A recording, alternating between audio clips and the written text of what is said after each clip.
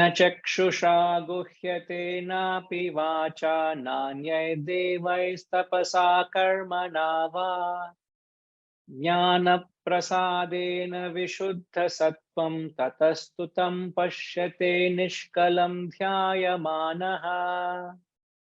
Na chakshusha guhyate napi vacha nanyai devais tapasa karmana va jnana prasadena vishuddha sattvam tatastutam pashyate nishkalam dhyayamanaha.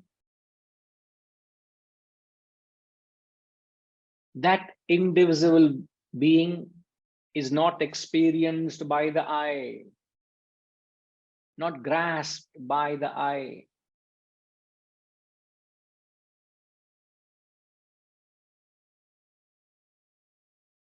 Or speech, or other senses. Na chakshusha, the eyes, gruhyate, grasped, vacha, na, nor by speech, anya devaihi, nor by the senses. So if you think God can be seen by eyes or other senses,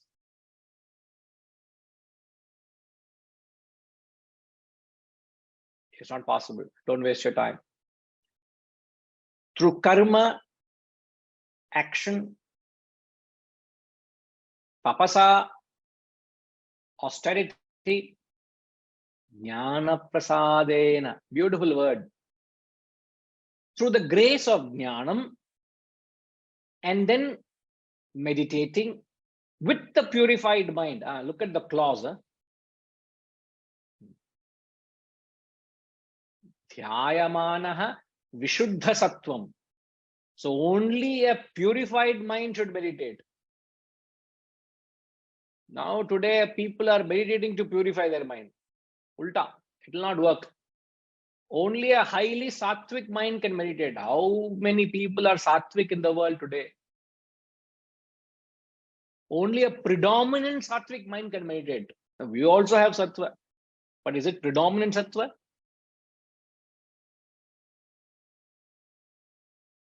So that indivisible being is not experienced by the eye.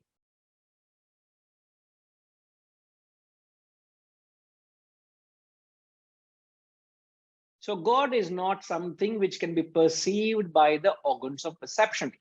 Eye refers to organs of perception: eyes, ears, nose, tongue, and skin. You can't see God, you can't hear God, you can't smell God, taste God, touch God. Thank God.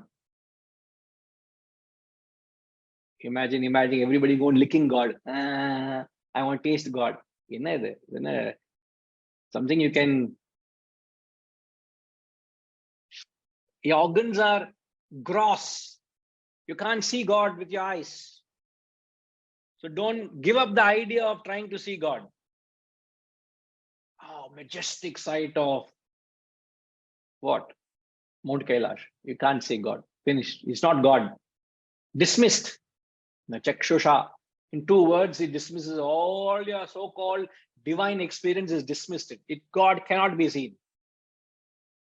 You may feel divinely, but that is not God.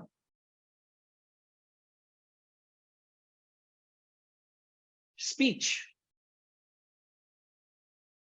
What is speech? Vacha. Gayatri Ma?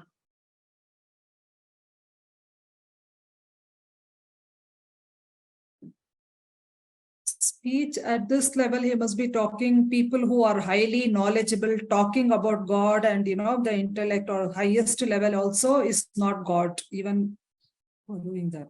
Are you suggesting what I am doing?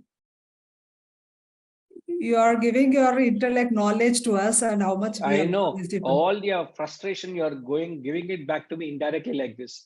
But don't do it publicly, in private you can do. Why are you doing like this? I don't understand. What have I done? Please do. I do deserve this kind of remark. Guruji, you are giving your wisdom to us, and we are not, how much we absorb is left to us. No, that is okay. But then you said all people who talk, vacha, speech, you said that just now, didn't you? Ma, what does speech symbolize? Speech, what is it? That's why I'm asking. What does speech symbolize? Hariji, please hold on to your wisdom. When I'm trying to interact with somebody, I'm making them think. Don't communicate until you are asked for. This is my thumb rule with you in this classroom. Okay?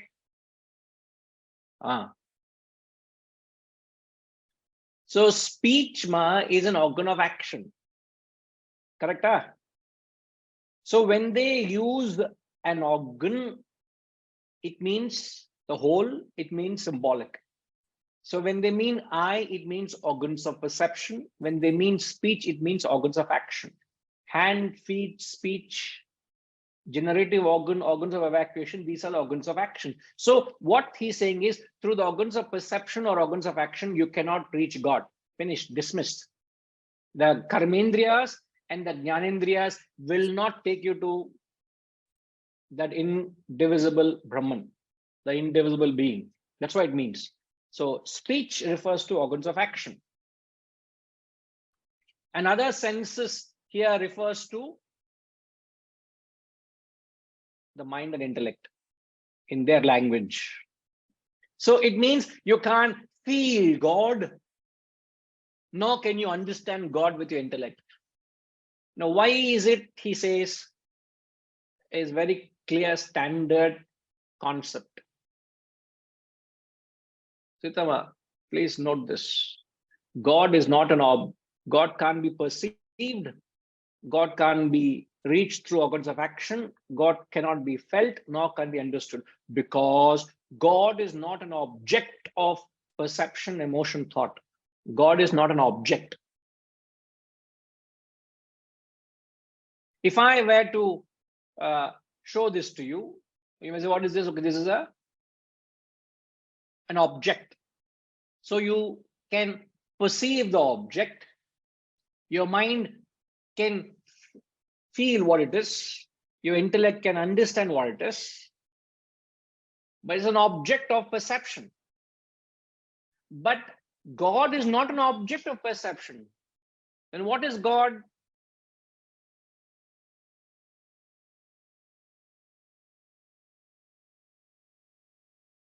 Subhashji, God is not an object of perception, emotion, thoughts. Then what is God? Don't tell me, you only say, sir.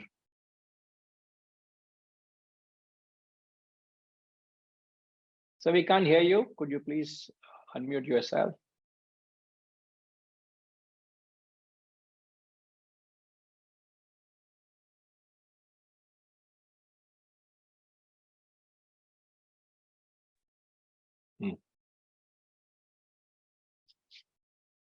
God is shapeless. God is having no eyes, no ears, but it is a very shapeless and Terrifying goodness. form, sir. No eyes, no nose, no tongue, no teeth. My God, is a ghost, is it? Terrifying. No. Bhaya. Then what is it? But he can listen everything. He can hear. He can see everything. So God is such a thing that he can see and listen. And if God is able to hear and see all what's happening, he'll be most depressed state. Oh my God, what is going on? What is happening in my world? I've created, I created this world to do some good, but all atrocities are happening. He'll be very depressed state. Subhash ji, हम बोल रहे हैं कि God is not an object, right? I took an example like that. I guess it's not an object. So what is the opposite of an object? subject. Subject. So what is God is that subject which enables you to perceive. It is a subject which enables you to feel, subject which enables you to think. It is not that you perceive, feel, and think. So it is not something external. It is that which enables you to see. So my eyes are seeing you, your eyes are seeing me. So that which enables my eye to see. So if I keep going back, I go back. What is that I?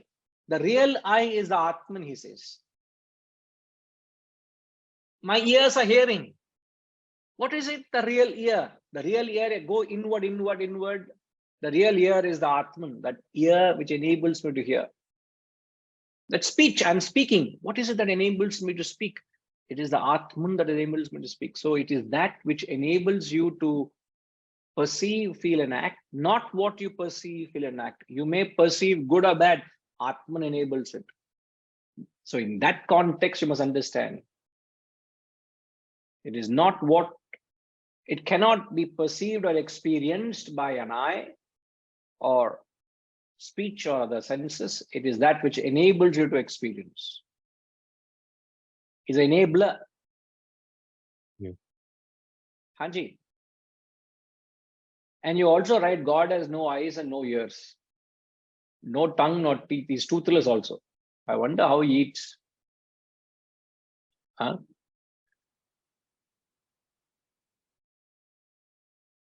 Thank you, Ji. So as you can relate to the famous words of in that Upanishad, where he puts it very, very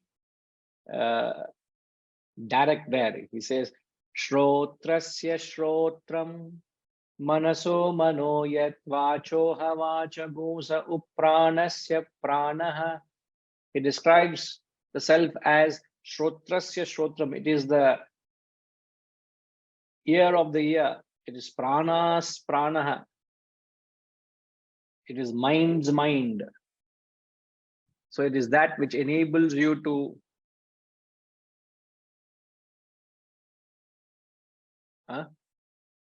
Sir, after fasting, I'm feeling very hungry and you're talking of Naivedyam and all. I'm coming there, sir. Vasantama, I am there in the next 15 minutes, sir. Please prepare the Naivedyam.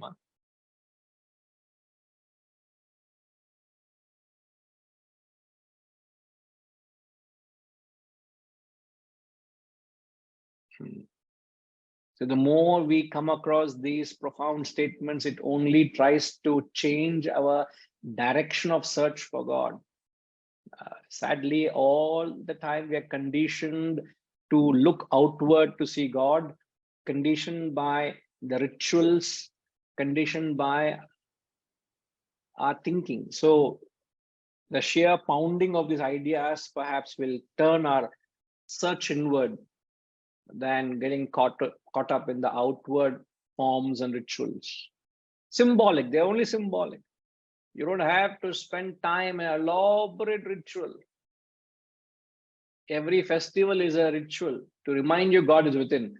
But then you don't have to go into an elaborate drama. How elaborate you do it, it means that much gross you are.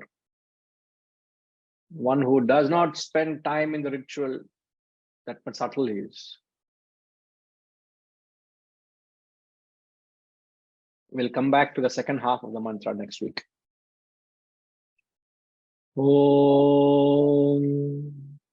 Purnamada Purnamidam Purnat Purnamudachyate Purnasya Purnamadaya Purnamevavashishyate.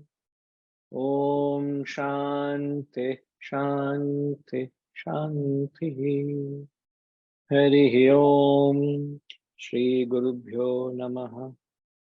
Harihi Om.